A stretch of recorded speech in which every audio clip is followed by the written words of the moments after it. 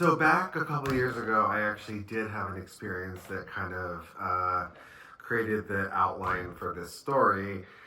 I met a guy on the app that shall not be named, and we drove around Middletown and Durham and just kind of got to know each other a little bit. And I definitely took artistic liberties with some of the things that Cal and Johnny do when they're together. But yeah, that kind of created the outline for the story. And I got home after that experience around 6 a.m.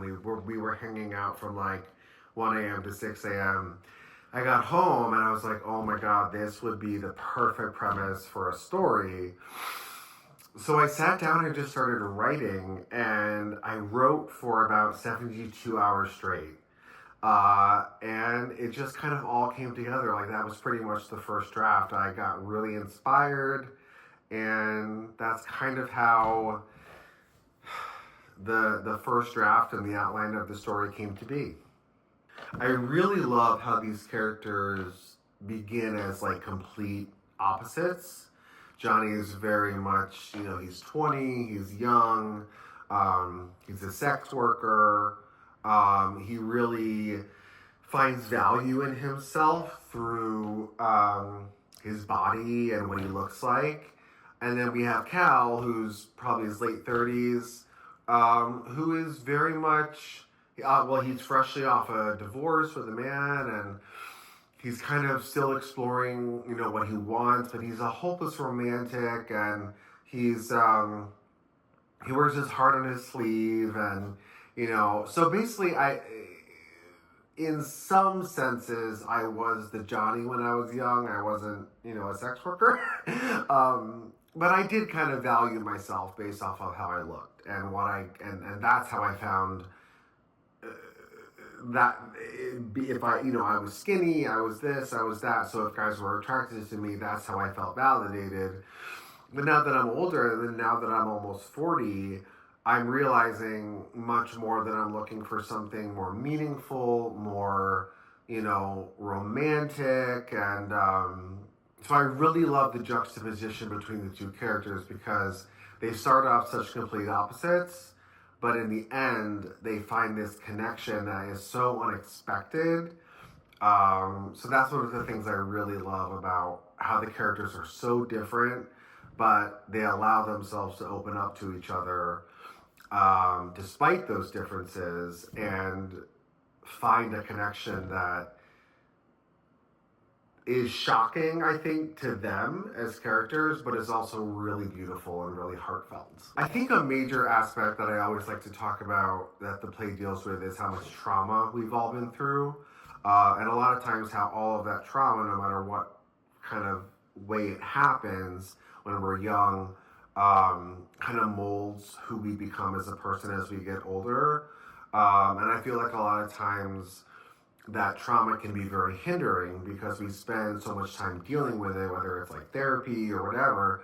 But, a lot of times we do put up a mask, like, to keep people at a distance and to hide ourselves kind of metaphorically from others. And Tim Howard, our incredible director, really kind of instilled in me and the cast that that's something to really think about as we move forward into the rehearsal process. And I love that because I think it is so true.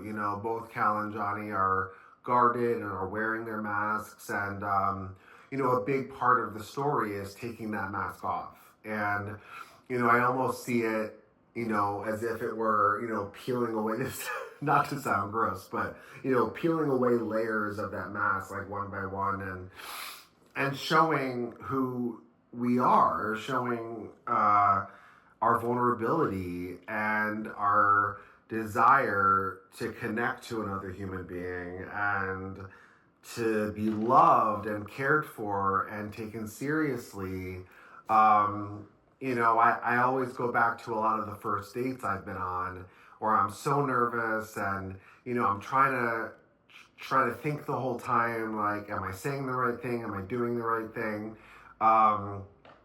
So Johnny and Cal definitely start off at that point, but I think the magic is that they spend 5 hours together and we're watching this story in real time. The audience is like a fly on the wall, kind of, and watching as this story evolves and these characters go through such an incredible journey. I mean, there's a lot of heaviness to it based off of the character's trauma that kind of gives, some weight to it. But then there's also so many funny scenes and goofy scenes where they're getting to know each other.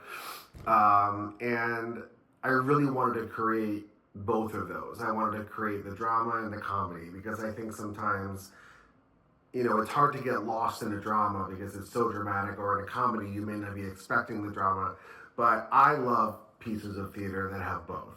So that was really intentional for me, is to show their vulnerability and show all the things they've been through, but also show that when you're meeting someone new, there's fun and there's excitement and there's joy.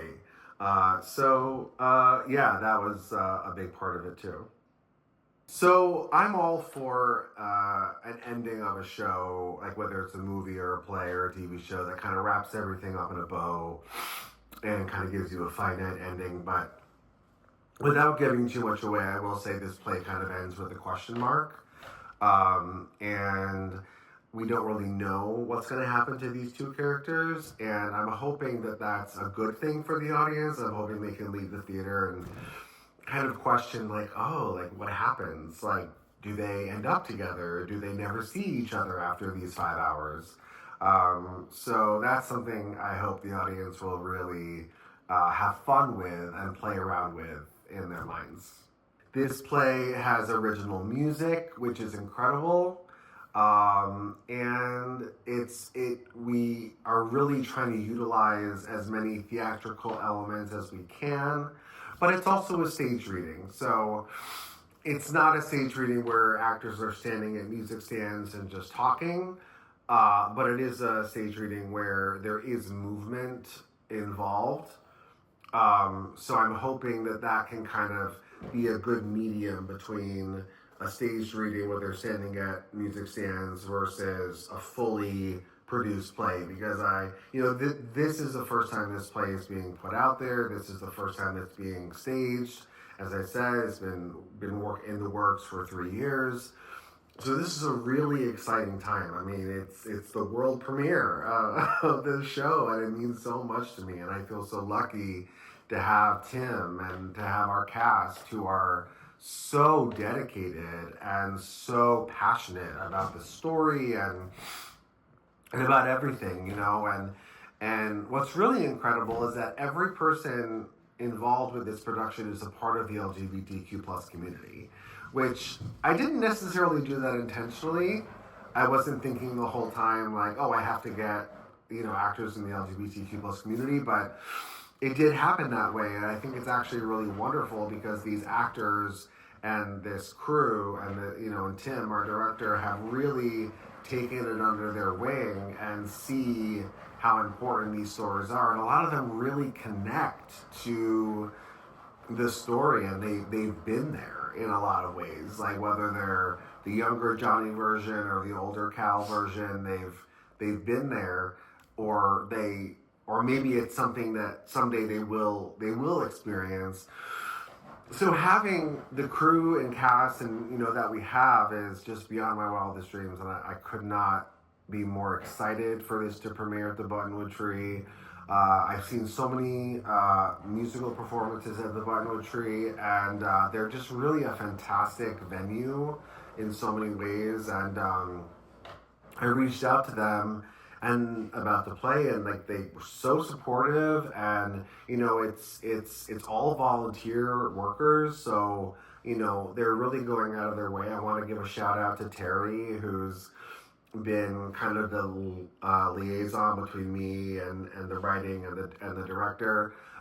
She's been so incredibly supportive and so kind, and I get a sense, and I have, and I know I will going forward, that the Buttonwood Tree is a very safe space for any type of person, any race, any gender, any sexual orientation, to really just express themselves. And it's kind of become this little nook in Middletown that is really, really incredible. And I can't imagine having the show premiere anywhere else. I think it's the absolute perfect place to do it. If you're in the Connecticut area and you want to come see the show, I will try my best to put a link down below. If you visit buttonwood.org/calendar and you click on February 15th and 16th, there is a show at 7 p.m. on February 15th, Saturday, a show at 2 p.m. on February 16th, Sunday, and I really hope we'll see you there.